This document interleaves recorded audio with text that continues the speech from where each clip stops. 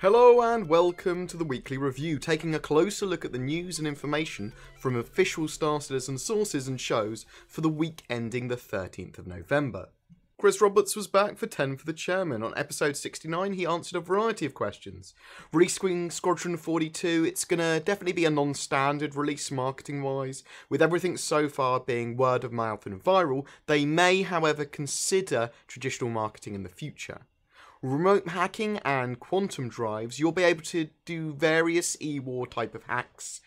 Bringing a ship's shields down in any way would prevent that ship or bring it out of quantum travel. If anything is in the way of the ship as well, that will stop it from going into quantum travel too.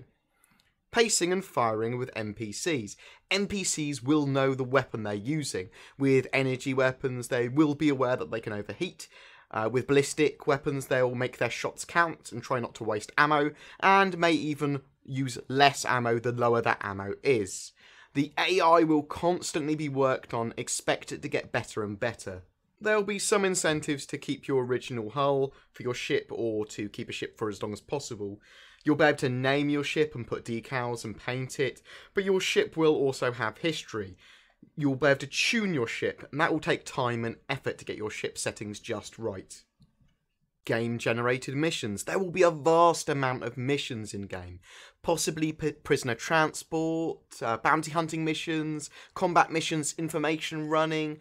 The mission system will be massive in the future, with missions being dynamically generated and affecting future missions in that area. All the results for any missions or actions that take place in the verse, kills and the like, will get relayed to the main server, and that will work out what's happening in the verse, what kind of missions are available, if less missions for a certain thing are available because you've killed a lot of pirates in that system, or that sort of thing. The universe will be living, breathing, and quite alive. Ship speed while in quantum and cruise. Different ships will have different quantum and cruise speeds. The maximum or best quantum drives that the humans will have will travel at 0.2 of the speed of light. For communicating between two ships, there will be hailing of ships and secure transmissions that you can contact other ships on, or even public channels where you can publicly talk. But these will all have the potential to be hacked or snooped on, so you can do some tricksy little surveillances. But it's early days yet for that system. Are the Vandal evil? From the human point of view, Vandal are aggressive and they want to destroy, raid, kill humans without regard. They want to take their land, they want to destroy their planets, basically. They have a very different viewpoint on the universe than the humans do. They'll see the humans as quite weak.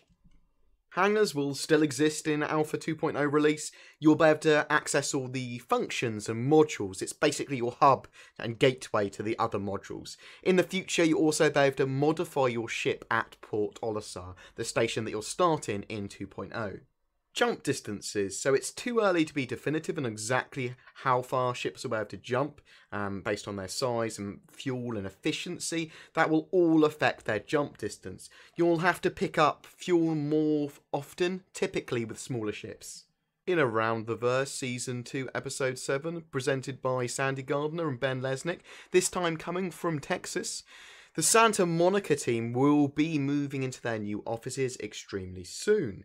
Everyone is busy working on 2.0, and they can share with us that it's 100% content locked. Nothing else can be added into that build. It's ready content-wise. It's literally up to the QA and the bug smashers to get a working release build. They're testing candidates for release every day. In their Spectrum news, they said that the Santa Monica office, they're working on finalising the mechanics of the way that EMPs work, disable ships and ship systems. They're also concepting the style guides. So this is the guide that gives the recognisable features for ships. So a style guide on the Anvil, for example, which they're working on at the moment, would make all the ships from the Anvil series look similar in some way. So at a glance, you can recognise them. In Austin, they're doing some clothing assets with CG Bot for the Kasaba outlet. They're testing them in-game at the moment, and they already have a couple done. Constellation animations are getting a touch-up and polish kind of stuff, where they're just finishing them off and buffing them up, and then they're going to be moving on to the Vanguard animations as soon as they're done. They're also designing the props for the Nyx landing zone. In Foundry 42 UK, they talk a lot here about the facial pipeline and explain how it works. They scan the face, and then 3Lateral take the data and build it into 3D head rigs. That takes about 6 weeks. Then it gets back to the UK, it's prepped with Red 9 tools. Then it goes to Qubit Motion.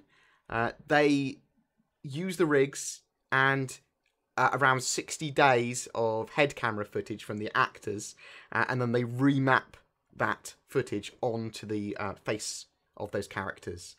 They receive the data back in the UK again, then they align the body data, face data, and then do the audio and sync everything together and then polish it. In Foundry 42 Germany, they're excited by talking about the cinematics that they were doing with Mark Hamill's scene, in a scene where he gets into the cockpit, and they're just very happy that he's back in a cockpit after so many years. John Rhys-Davies' head is being prepped. They're working on a scene in a UAE Navy hospital, but they won't tell us too much more about that as they don't want to spoil stuff while we're there. If we're there, are we in a hospital ourselves? Who knows? They're working on skydocks and capital ships as part of the story. They are happy that the story is complete and locked, as well as the storyline goes, and conversations and that sort of stuff. They have an interview with game support manager Will Leverett. He talks about technical support tickets and troubleshooting. There's a long and quite awesome Constellation tour. There is a in-depth tour of this constellation with new assets and new interiors. If you want an extended sneak peek or love the Connie, it's definitely worth checking out in full. This week's MVP was Shane for putting together the Bar Citizen event on Sunday night. Sneak peek this week is the Freelancer rework concept art, with another extra little sneak at the end. There is no Around the Verse next week. Instead, there's a 3-hour anniversary live stream from 11 AM to 2 PM PST. The anniversary live stream is on the 19th of November.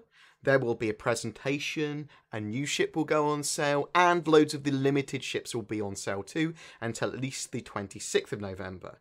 Questions will be answered, and Chris Roberts will be there covering everything and being awesome. We'll cover Reverse the Verse and any other news that I may have missed on the Star Citizen news later in the week. Anyway guys, thank you so much for watching. Please don't forget to like and subscribe, it really does help me, and I'll see you in the verse.